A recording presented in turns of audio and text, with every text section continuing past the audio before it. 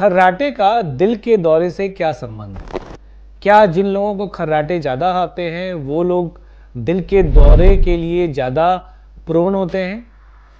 आपने कभी ये सोचा है कि दिल का दौरा सुबह के समय 2 बजे, 3 बजे, 4 बजे, 5 बजे ही ज़्यादा क्यों आता है?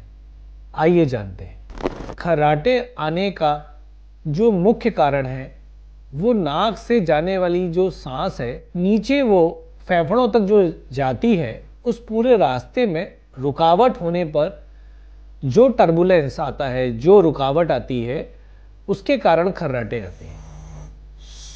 ये खर्राटे को हम कारणों को 2 पार्ट में बांटते हैं, एक स्टैटिक ऑब्स्ट्रक्शन, दूसरा डायनेमिक ऑब्स्ट्रक्शन। स्टैटिक ऑब्स्ट्रक्शन वो कारण होते हैं जो आपकी बॉडी में पहले से ही प्रेजेंट है, जैसे कि नाक की हड्डी का टेढ़ा होना, टॉन्सिल्स का होना, एडिनॉइड्स का होना, नाक में इंफीरियर टर्बिनेट का बढ़ जाना।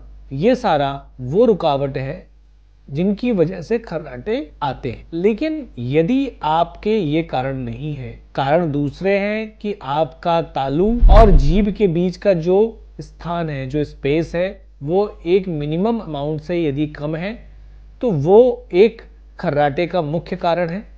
दूसरा, आपकी जो सांस की जो नली है उसका जो कोलैप्सिबिलिटी है वो कितनी है, क्या वो कोलैप्स तो नहीं होती है। ये सारे जो कारण हैं ये खर्राटे आने के कारण। लेकिन जिन लोगों को बहुत लंबे समय तक खर्राटे आते रहते हैं तो उनकी ये जो बीमारी है इसको ऑब्स्ट्रक्टिव स्लीप एपनिया में कन्वर्ट हो जाता है। मतलब खर्राटे को स्नोरिंग कहते हैं, और जब ये खर्राटे लंबे समय के लिए रहते हैं तो वो बीच बीच में मरीज की सांस को रोक देते हैं, जिसको ऑब्स्ट्रक्टिव स्लीप एपनिया कहते हैं। और जब ये और लंबा हो जाता है तो ऑब्स्ट्रक्टिव स्लीप एपनिया सिंड्रोम में कन्वर्ट हो जाता है।